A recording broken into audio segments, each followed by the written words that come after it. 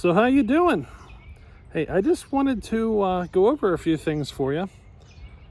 We are having the event at the end of July, the last weekend of July, Friday and Saturday both. You don't have to attend both days. You can attend one. It's up to you. Some folks are going to actually show up on Thursday.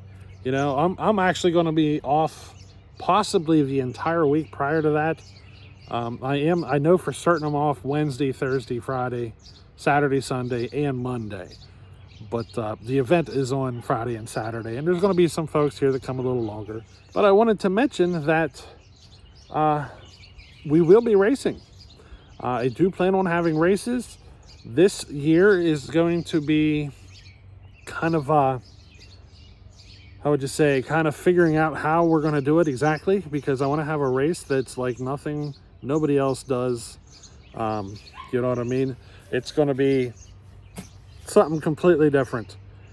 So I'm going to kind of go over this stuff with you, and we're going to kind of have to use this year as like the learning curve to kind of figure out how we're going to do it for certain. So let me give you an idea here. So this is going to be kind of what I would call street racing rules. You're familiar with drag racing, the street racing, and all that stuff.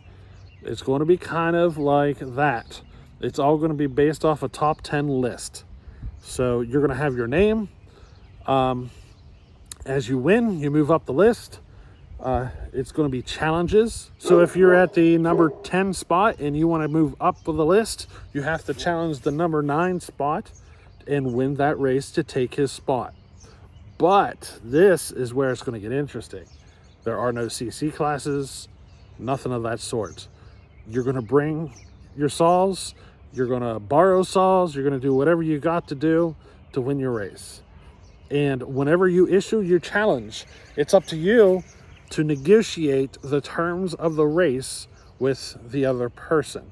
So you can choose, you want to do the race based on 50cc saws, then you're basing the race off 50cc saws. If you want to do 80cc saws, it's up to you to communicate what size of the saw, all those particulars. Are you going to allow the square chain? Is it going to be round chain? You know, are you going to allow for alcohol to be ran? Do you want it to be gas? I mean, there are so many particulars that you can negotiate during your challenge. You know, it's completely open. And so it's one of those things. So like, say you show up with a bunch of really hot saws, nobody may not want to challenge you to a race because they know that they'll never beat you. So you may never even get up the list. So you have to issue a challenge, and the other person has to accept the challenge. And it's going to be based off of that kind of a scenario. And we're going to stretch this racing out across both days. So if you come on Friday, you can start hashing it out on Friday, and then it'll continue on through Saturday. Judging for each race will be based up to you. You can choose who you want to judge the race. You can have them video it, whatever, to make the decision. It's up to you to decide who's going to be the decision maker in the race. Most people will prefer to use a camera of some sort. You know what I mean? I'm not going to be the person who is babysitting every race, the entire event. I'm basically going to stick up a log and say, make your challenges, have your races, and we'll have your name figured out somehow. We'll have a board up or something that if you win a race, you can go over and move your name up the slot. If you lose the race, your name moves down the slot. You know what I mean? You don't have to challenge, like if you're at number 10 and you want to challenge number 9, you don't have to stick with that. You can jump up or down however you want. We're just going to continue with the whole battle through the weekend, and by the end of the day Saturday, we should have 10 names on that list, the top 10 people who raced. And it could be stock saws at the number 1 slot, you know what I mean? It's whoever consistently wins race after race after race and is able to battle themselves up the list. It doesn't matter what the saw is, the CC size, or nothing. You have to negotiate those terms before the race. You know what I mean? So I think it should be really, really interesting. You know what I mean? It's not going to be, we're not going to see a race happen just one after another after another. We're going to be here hanging out. You're going to be learning the different saws. You're going to get to see other people's saws. You're going to get to try out other people's saws, and you're going to get to challenge people to races. It's kind of one of those things. I think it should make for a very interesting thing we can do over the weekend. And I will limit any betting to $1. So if you want to place a bet, $1. We're going to do a $1 limit on the races. So if you want to challenge each other, and come up with a bet of $1, go for it. If the people on the sidelines want to say, hey, I bet $1, he's going to win, and you get somebody who says, hey, I'll take that bet, whoever wins, we'll do that kind of a thing, and we'll just limit it to $1 just to kind of keep things friendly. You know what I mean? So I just kind of wanted to mention that I do plan on having racing.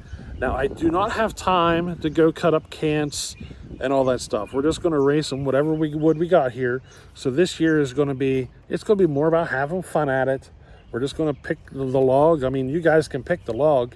I'm trying to set up like 6 cutting stations, so you can pick the cutting stations. You can even give one person an advantage over the other if you think that saw's hotter, and say you cut that piece of wood because it's 2 inches smaller. You know what I mean? It's up to you guys to determine the race. That's how street racing is. Sometimes you got to say, well, you can get a 1-car lead. You know what I mean? Or something like that. And I think it would be quite entertaining to see how things, battle out and get sorted out. Now, I encourage you to make your challenges as entertaining as you want. You know what I mean? Holler across the way and be like, hey, I challenge you to a race. You know what I mean? Do whatever you want. It should be, I think it'll be fun, but this is the kind of racing I want to kind of evolve into doing here on my events. Basically, you're racing whatever you brought. There's not going to be any CC sizes, no cube sizes or anything like that. No rules whatsoever. You'll race what you brought. The thing you're going to run into, though, is you got to be willing to find people who are willing to race against you. So you got to keep that in mind when deciding what saws you're going to bring, Now, I do encourage people to borrow saws, too. So you can have a guy show up with 2 completely stock saws, manage to borrow enough fast saws to end up at the number 1 position. So it's literally anybody's game on this one. You don't have to stick with the same saws throughout all your racing. I mean, every race will be different. So you know what I mean? You might race the 50cc this one and an 80cc the next one or whatever. It's just whoever consistently wins the races will move up the list. And we're going to try to find the top 10 people on the list by the end of the day, Saturday. And, I think we should have a lot of fun. I think we could turn this into quite of an entertaining thing. And, I'm hoping to do this every year. This year I don't have time to do the cants and all that stuff, so we're just going to pick whatever wood. Hopefully next year I'll have time that I can go through, get cants set up, that we can get a little more particular with it. You know what I mean? It's just, I'm busy enough as it is. I got so many chores. I'm still working on the firewood pile. I got the shop. I'm working on getting the shop ready for the event. That's why I'm doing all this cleaning. I got to put the doors on and all that stuff. I'm trying to get all that done, before the event. I may not get the doors on, but I'll at least have the doors opened up and the walls closed off and everything. I want to get that floor opened up enough that this table, I'm sitting at a picnic table right now. It's like 10 or 12 feet long. I want to get this table in the building for the event, just in case we get some rain. We can all huddle into the building and, kind of hide in the building. And I even plan on getting it set up that if we do happen to get like a really heavy rain or something, and we don't want to be out in the rain playing with saws, we will lay down a tarp or whatever on the floor and run the saws right in the building and do some racing and stuff and having some fun, and we'll just do it right inside the building. You know what I mean? So don't forget your hearing protection, don't forget your eyeglasses, and don't forget your chaps. There's not a lot of talk about that in the events for some reason right now, but make sure you bring your gear, your chaps, your glasses, and your hearing protection. It is required at almost any event you could ever go to, and we're going to continue kind of that tradition here with requiring your gear. If you don't have chaps, get some or borrow some. Even the day you come or whatever, if you don't have chaps, just ask around. Somebody will loan you a pair of chaps to wear. I have a pair. If I'm not using them, you're welcome to them. So, you know, just please do bring your chaps. What else? We will have a waiver to sign. So everybody who comes, you'll have to sign a waiver. We do have food. We got some of the menu already established. So Friday night, we are planning on pulled pork and beans. Hoping maybe we can find somebody to bring some mac salad or some sort of another side. It'd be nice to have some coleslaw with that though. You know, some pulled pork with coleslaw on top, that's like the best. And what else? I'm going to fill the fridge up with water. So you'll be able to go into the fridge, get a water. That's free. You won't have to charge. I won't be charging for water. I do think I'm going to get soda though, and I'll probably charge for the soda. So the water will be free, charge for the soda. What else? Oh, the menu. Yeah, Joey's talking pulled pork and beans for Friday. We need to get some additional sides. Muffler said he's going to take care of Saturday morning breakfast, which is probably going to be pancakes and eggs and who knows, sausage or scrapple. We're probably going to have some scrapple if somebody wants some or whatever, maybe some bacon. But, you know, we got Saturday morning breakfast kind of sorted out. We'll bring out a coffee pot or two for coffee. And then Saturday lunch, we're planning on meatballs. And then Saturday evening is undetermined. It's probably going to be leftovers, or we're going to pass a hat and get some pizza or something. And because a lot of the people will end up leaving Saturday evening, but there will be a few who stay into Sunday. So we'll probably do something, you know, small with either leftovers or get some pizza or something for those people who stay into Sunday. And then the people who stay in through the day Sunday, it's the cleanup day. That's the day we're going to focus on cleaning up any trash, tearing things down and everything. The folks who show up on Thursday, our chores for Thursday are basically set up. Just making sure everything is set up and ready to go. But there shouldn't be a whole lot. We'll have to move this table into the building. If we're expecting a bunch of rain, we'll go ahead and work at getting some tarps ready or something, just in case, you know what I mean. But yeah, the Thursday chores are just going to be the final prepping to get things ready. But I should have most everything done till then. But anyway, quick little video for you. We're going to be doing some racing. And if you're interested in coming, my email is homelightsmitty@gmail.com. I think we had somewhere between 30 and 40 people attend last year. I know I had a lot of those people tell me they are not going to be able to make it this year.